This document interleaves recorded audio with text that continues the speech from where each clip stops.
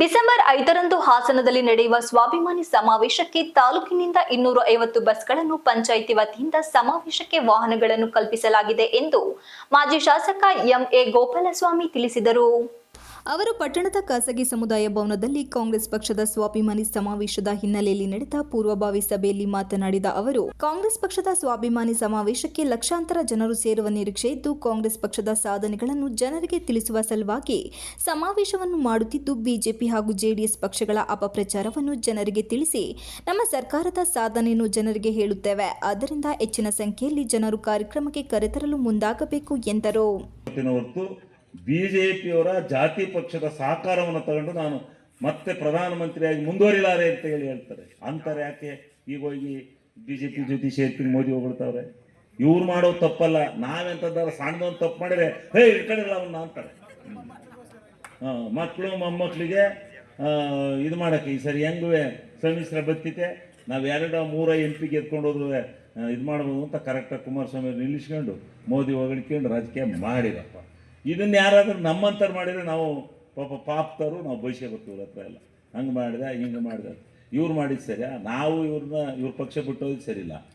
ಇವ್ರು ಮಾಡಿದ್ದು ಈಗ ಹೆಂಗೆ ಹೋದ್ರು ಇವ್ರು ಬಿಜೆಪಿ ಜೊತೆಯ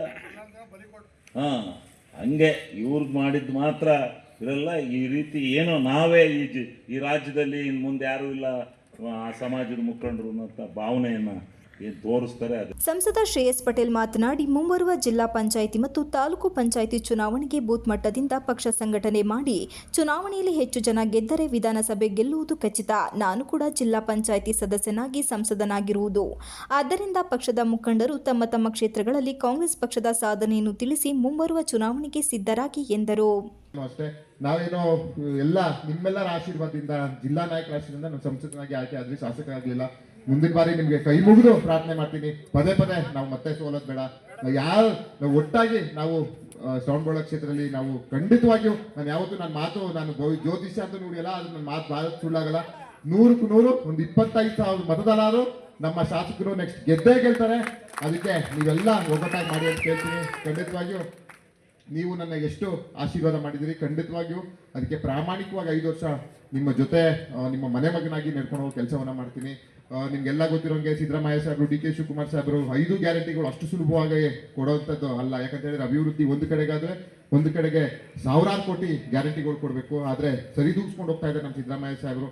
ಅಂಥವ್ರ ವಿರುದ್ಧವಾಗಿ ಈ ಬಿಜೆಪಿ ಏನು JDS ಒಟ್ಟಿಗೆ ಸೇರ್ಕೊಂಡು ಏನೇನು ಕಿತಾಪತಿ ಮಾಡಿದ್ದಾರೆ, ಅವ್ರ ಮೇಲೆ ಏನು ಇಲ್ಲಸಲ್ಲ ದೂರು ಹೊತ್ತಿದ್ರೆ ಅದಕ್ಕೆ ಉತ್ತರನ ಅವರು 5ನೇ ತಾರೀಕು ಕೊಡ್ತಾರೆ. ಅದಕ್ಕೆ ನಾವು ನೀವೆಲ್ಲ ಸಾಕ್ಷಿ ಆಗೋಣ. ಒಮ್ಮತವಾಗಿ ಒಟ್ಟಿಗೆ ಎಲ್ಲ ಇಲ್ಲ ಅಂದ್ರೂ ಒಂದು 15ರಿಂದ 20,000 ಜನ ನಮಗೆ ಶ್ರವಣಬೆಳಗೊಳ ಕ್ಷೇತ್ರದಿಂದ ಬರಬೇಕು ಅಂತ ನಮ್ಗೆ ನಿರೀಕ್ಷೆ ಇದೆ. ಖಂಡಿತವಾಗಿ ಅದ್ರ ಜಾಸ್ತಿ ಬರ್ತೀರಾ ಅಂತ ಅನ್ಕೋತೀನಿ. ಯಾಕಂತ ಹೇಳಿದ್ರೆ ನಮ್ಮಲ್ಲಿ ಹೊಳೆನರಸೀಪುರದಲ್ಲಿ ಈ ಕಾರ್ಯಕರ್ತರು ಜಾಸ್ತಿ ನಮಗೆ ಲೀಡರ್ ಕಡಿಮೆ ಹೊಳೆನರಸೀಪುರ ಕ್ಷೇತ್ರದಲ್ಲಿ. ಆದ್ರೆ ಶ್ರವಣಬೆಳಗೊಳ ಕ್ಷೇತ್ರ ಗೊತ್ತಾ, ನಮ್ಗೆ ಲೀಡರ್ ಜಾಸ್ತಿ ಇದ್ದಾರೆ, ಕಾರ್ಯಕರ್ತರ ಜೊತೆಗೆ ಲೀಡರ್ ಜಾಸ್ತಿ ಇದ್ದಾರೆ. ಹಾಗಾಗಿ ಪ್ರತಿ ಲೀಡರ್ಗಳು ಜಾಸ್ತಿ ಜನ ಕರ್ಕೊಂಡ್ ಬರ್ಬೇಕು ಅಂತ ಹೇಳ್ತೀನಿ.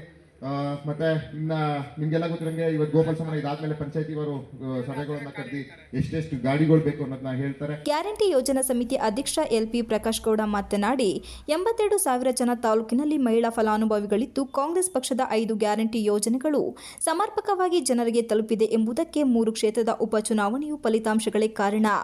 ಈ ಹಿನ್ನೆಲೆಯಲ್ಲಿ ಸಮಾವೇಶಕ್ಕೆ ಹೆಚ್ಚಿನ ಸಂಖ್ಯೆಯಲ್ಲಿ ಮಹಿಳೆಯರನ್ನು ಕರೆತರಬೇಕಾಗಿ ತಿಳಿಸಿದರು. ಸಭೆಯಲ್ಲಿ ಮಾಜಿ ಶಾಸಕ CS ಪುಟ್ಟೇಗೌಡ, PLD ಬ್ಯಾಂಕ್ ಅಧ್ಯಕ್ಷ M ಶಂಕರ್, ಬ್ಲಾಕ್ ಕಾಂಗ್ರೆಸ್ ಅಧ್ಯಕ್ಷ PA ಮಂಜಣ್ಣ, ವೀರಶೈವ ಲಿಂಗಾಯತ ಸಮಾಜದ ತಾಲೂಕು ಅಧ್ಯಕ್ಷ ಸಂತೇಶ್ವರ ರಾಜಣ್ಣ, BMR ಮಂಜಣ್ಣ, ಮಾಜಿ ಜಿಲ್ಲಾ ಪಂಚಾಯಿತಿ ಸದಸ್ಯ ND ಕಿಶೋರ್, ಜಿಲ್ಲಾ ಹಿಂದುಳಿದ ವರ್ಗಗಳ ವಿಭಾಗದ ಕಾಂಗ್ರೆಸ್ ಮಾಜಿ ಅಧ್ಯಕ್ಷ ಸುರೇಶ್, ನಗರ ಯೋಜನಾ ಪ್ರಾಧಿಕಾರದ ಅಧ್ಯಕ್ಷ GR ಮೂರ್ತಿ, ಯೂತ್ ಕಾಂಗ್ರೆಸ್ ಮಾಜಿ ಅಧ್ಯಕ್ಷ ಯುವರಾಜ್ ಸೇರಿದಂತೆ ಇತರರು ಹಾಜರಿದ್ದರು. Manjunath, IK TV 46 Malenadu news, Channarayapatna.